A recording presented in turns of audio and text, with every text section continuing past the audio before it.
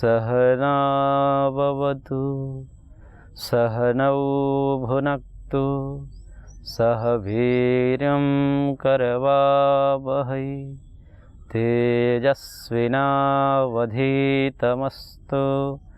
मा विद्विषावहै।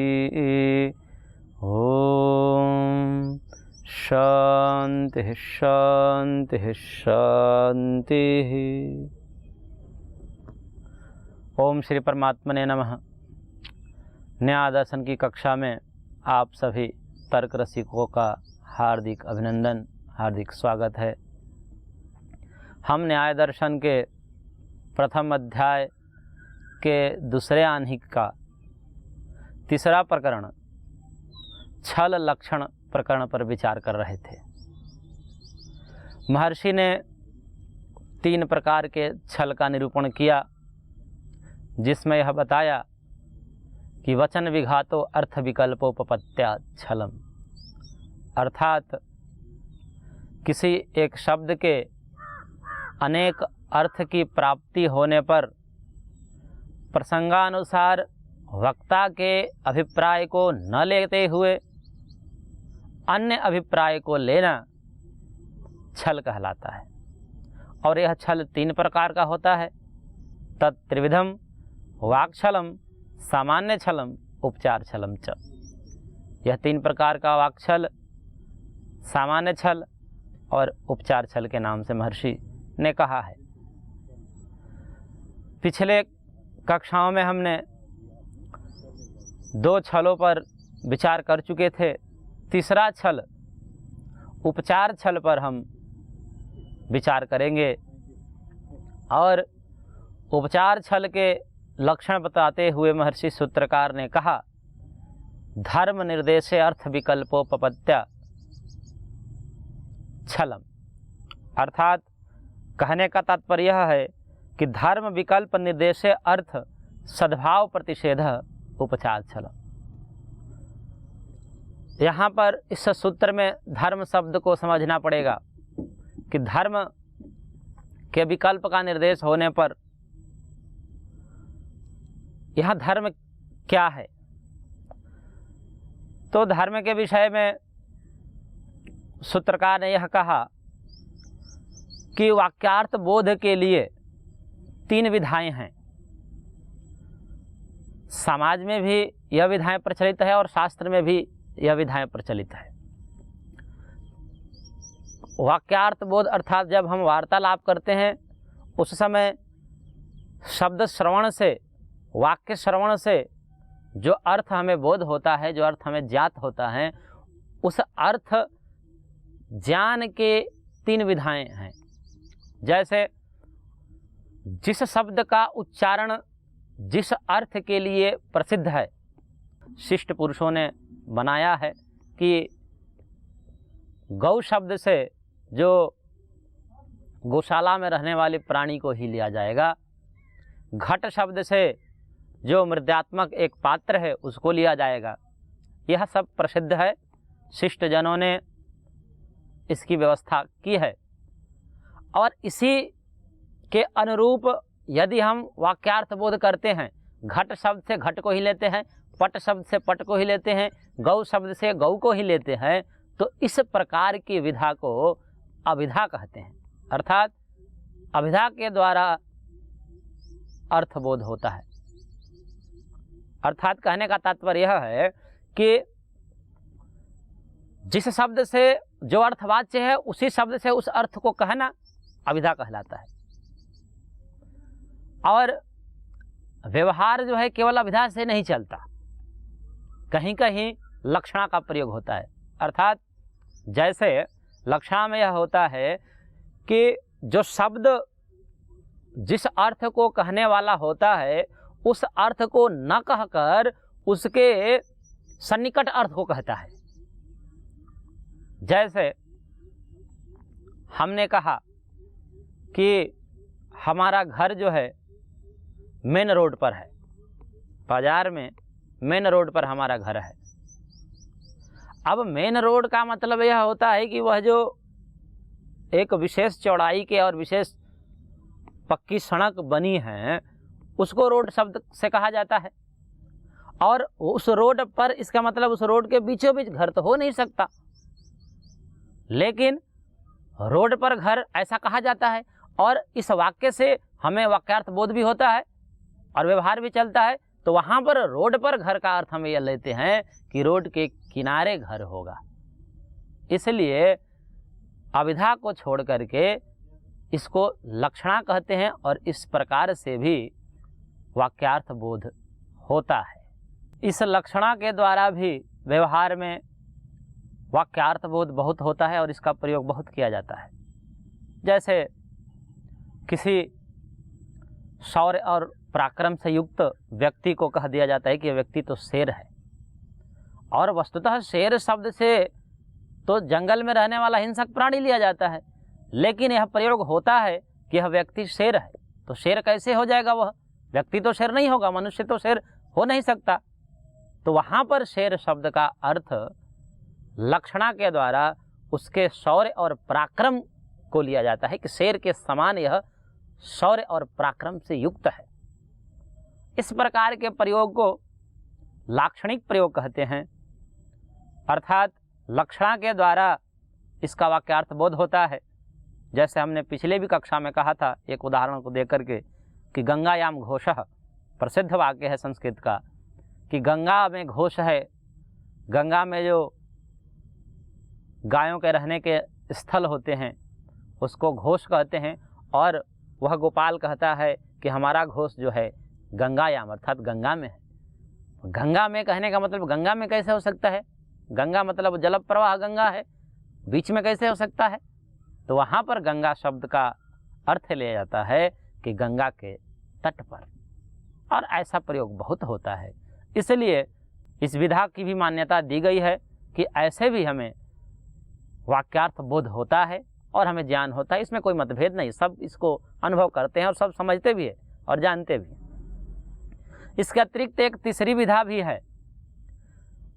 इस विधा को कहते हैं व्यंजना के द्वारा वाक्यार्थ बोध होता है।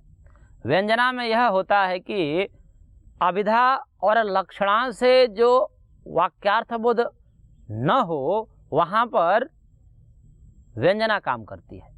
वहाँ जहाँ पर अभिधा भी काम न करे, लक्षणा भी काम न करे, फिर भी वाक्यार्थ बोध होता है, तो उस प्रकार के वाक्यार्थ बोध को व्यंजना के द्वारा जानते हैं। जैसे ये जितनी भी कहावतें हैं वो सब व्यंजना के द्वारा बोध्य है। जैसे खून पसीना एक कर देना, खून पसीना एक कर देना, न खून से इसका संबंध है न पसीने से इसका संबंध है, और इसका अर्थ होता है कि बहुत परिश्रम करना। यहाँ पर न खून से कोई संबंध है, न पसीने से संबंध है, न इसके लाक्षणिक कुछ सामान्य गुणधर्म से कोई संबंध है कि हम लक्षणा के द्वारा भी इसका बोध कर लें, ऐसा भी संभव नहीं है। तो इस प्रकार के बोध को हम व्यंजना कहते हैं। जैसे ये भी कह सकते हैं कि चांदी और सोना इतने अंक उछला, इतने अंक लुढ़का। तो वहाँ पर लुढ़का और उछला का अर्थ क्या होगा? लक्षणा तो ले सकते हैं, कई लोग इसके व्यंजना भी लेते हैं, लेकिन इसको लक्षणा ही लेना चाहिए, व्यंजना में घटित नहीं होगा। तो इस प्रकार के जितने भी कहावतें हैं वो समस्त कहावतें जो है व्यंजना में आती है। जहाँ पर अभिधा से भी अर्थ ना निकले, लक्षणा से भी अर्थ ना निकले, वहाँ पर जिस विधा से अर्थ निकलता है उस विधा को व्यंजना कहते हैं। इस प्रकार से इस सूत्र में धर्म विकल्प निर्देशे अर्थ सद्भाव प्रतिषेध जो कहा है कि धर्म के विकल्प होने पर अर्थ के सद्भाव का ही प्रतिषेध कर देना उपचार छल कहलाता है। जैसे वाक्यार्थ बोध की हमने विधाएं समझी कि 3 विधाएं हैं, तो ये तीनों विकल्प हो गया, क्योंकि वाक्यार्थ बोध में ये तीनों विकल्प हो गए कि अभिधा से भी अर्थ लिया जा सकता है, लक्षणा से भी लिया जा सकता है और व्यंजना से भी लिया जा सकता है। तो ये 3 विकल्प हो गए वाक्यार्थ बोध में। अब वक्ता यदि लक्षणा के साथ वाक्य बोल रहा है, लक्षणा का प्रयोग कर रहा है, तो उसका खंडन करने वाला ने अभिधा के द्वारा खंडन कर देता है। या यदि अभिधा के द्वारा वह बोल रहा है तो उसको लक्षणा के द्वारा खंडित कर देना, इस प्रकार के खंडन को उपचार छल कहा जाता है। जैसे भाष्यकार ने उदाहरण दिया है संस्कृत का वाक्य, मंचाह क्रोशंती। मंच अर्थात खेतों में जो मक्के इत्यादि फसलों के लिए लगाई जाती हैं, वहाँ पर डंडे या बांस की बांध करके मचान जैसी, और वहाँ से पंछियों को उड़ाने के लिए किसान लगाता है, वहाँ पर कुछ टीन इत्यादि बजाता रहता है जिसके आवाज़ से पक्षी उड़ जाते हैं और नुकसान नहीं करते खेत को, उसको मंच कहा जाता है। और उसी मंच को लेकर के वक्ता ने प्रयोग किया मंचाह क्रोशंती, अर्थात मंच चिल्ला रहे हैं। तो मंच चिल्ला रहे हैं कहने का तात्पर्य समान व्यक्ति भी समझता है कि मंच तो चिल्ला नहीं सकता, कि मंच तो जड़ है, वो बांस और लकड़ियों से बना हुआ है, वह क्या चिल्लाएगा। लेकिन सुनने वाले समझ जाते हैं कि यह कहने का इनका तात्पर्य है कि मंच पे बैठे हुए व्यक्ति चिल्ला रहे हैं। मंच कैसे चिल्ला सकता है, ये तो सबको मालूम है। परंतु यह प्रयोग जो है मंचः क्रोशंती, मंचः क्रोशंती, यहाँ पर मंच शब्द का अर्थ होगा मंचस्थ व्यक्ति। इसका अर्थ निकलेगा कि मंचस्थ व्यक्ति चिल्ला रहे हैं, लेकिन शब्द प्रयोग किया जा रहा है मंच। उस मंच शब्द से मंचस्थ व्यक्ति को लिया जाएगा, न कि मंच। और इस वाक्य से जो बोध हो रहा है, इस प्रकार के बोध को हम लक्षणा से अर्थ निकालते हैं। अब यह प्रयोग किसी ने कर दिया और इस प्रयोग को जो खंडन करने वाला है अभिधा के द्वारा खंडन करता है। वह कहता है कि कैसे मंच चिल्ला सकता है, मंच तो जड़ है, लकड़ी और बांस का बना हुआ है, मंच कैसे चिल्ला सकता है, आप ऐसे ही बोलते रहते हो, मंच कैसे चिल्ला सकता है। और इस प्रकार से उसको खंडित करना, जो लक्षणा के द्वारा वाक्य का प्रयोग किया था उसको अभिधा के द्वारा खंडन करना, या अभिधा के द्वारा कोई कर दिया तो लक्षणा के द्वारा खंडन कर देना, यह उपचार छल कहलाता है।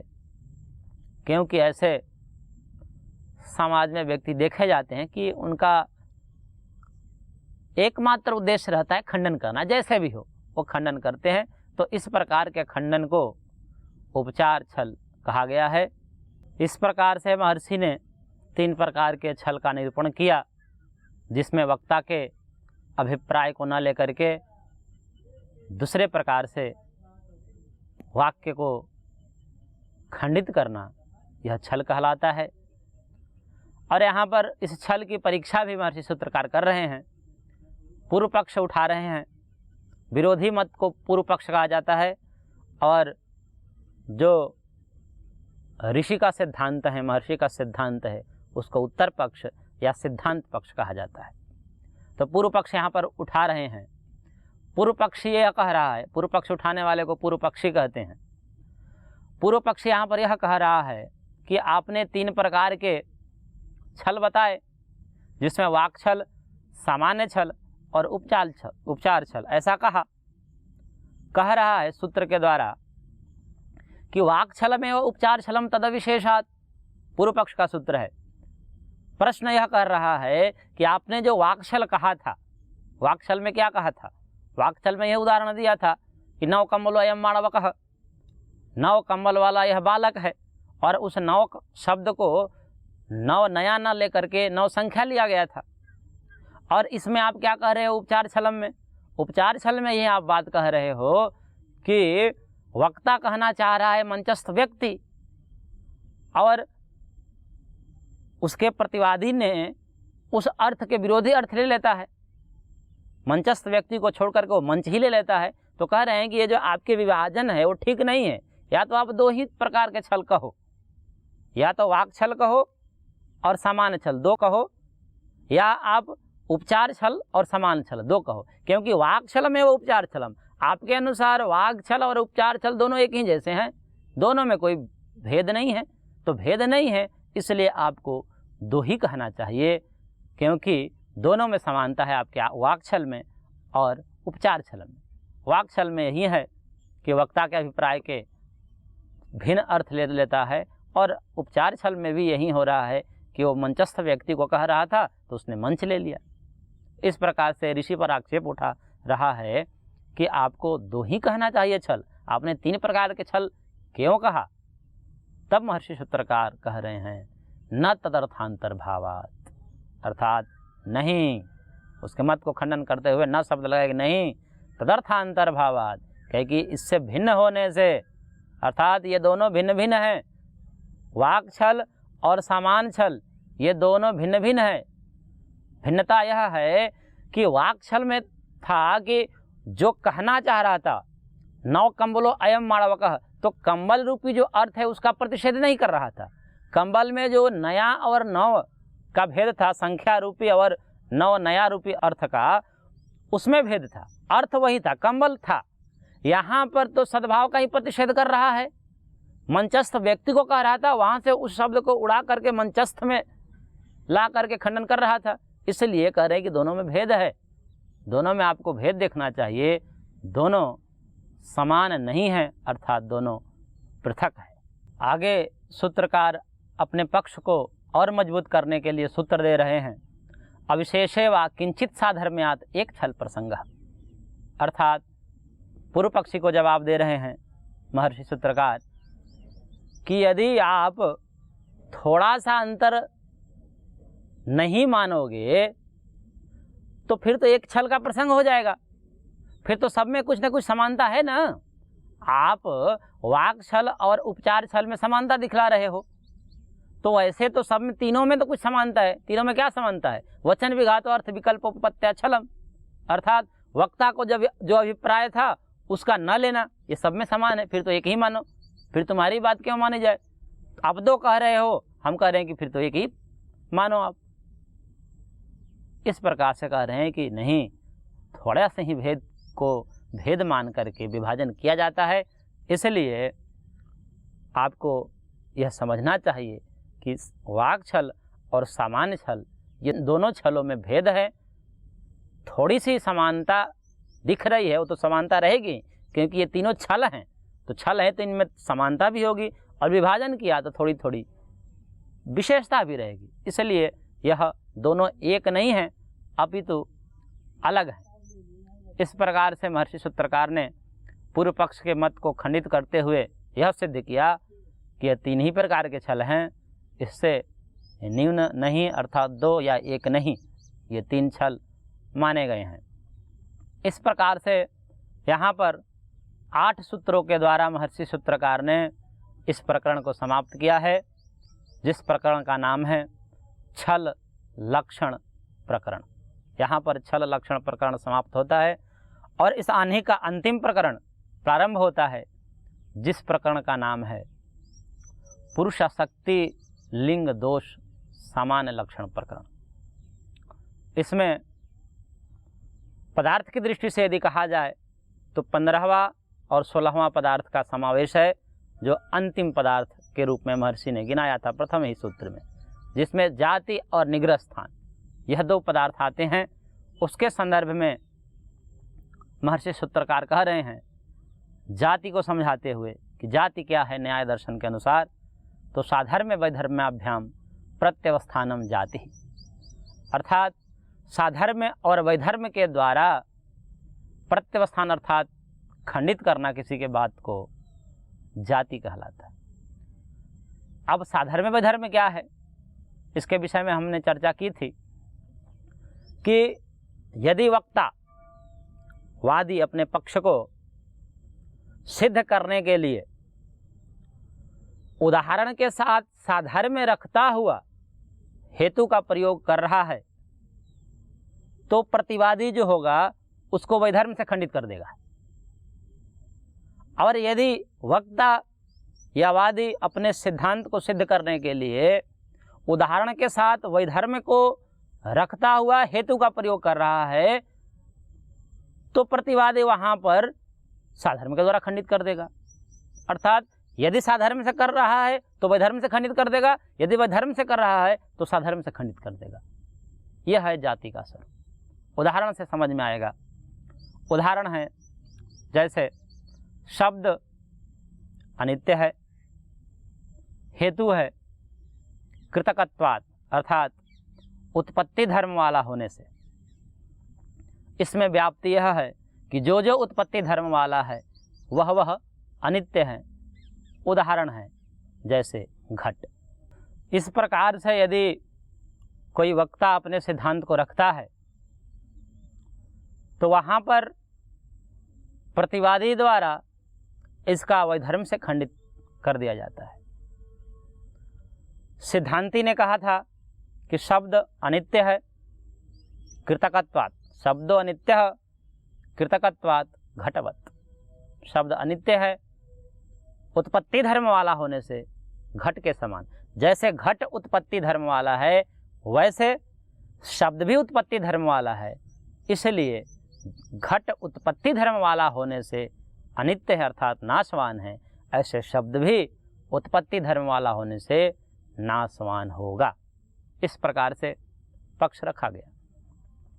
अब क्योंकि यह जो व्याप्ति है यह हेतु अकाट्य है, इसको काटना सरल नहीं है और काट नहीं सकते, तो सभा में अपने आप को यह दिखाना कि भाई हमारा मत सिद्ध है, ये हमारा मत सही है, ये हमारे को कैसे पराजित कर सकते हैं, और पराजय के भय से और सभा को प्रभावित करने के लिए भी जाति का प्रयोग किया जाता है कि देखते हैं ऐसे ही हार ही रहे हैं और वैसे भी देख लेते हैं, अगर इसमें इसके प्रभाव में यदि वादी पड़ जाए तो फिर जीत ही जीत, नहीं तो फिर ऐसे भी तो हार ही रहे हैं।